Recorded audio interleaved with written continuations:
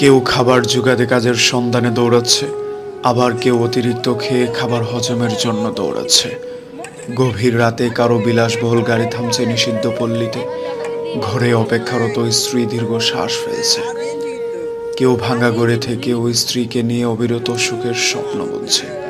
কেউ ভাবছে আর কয়টা দিন, ডিভোর্স পেপারে সাইন করলেই মুক্তি।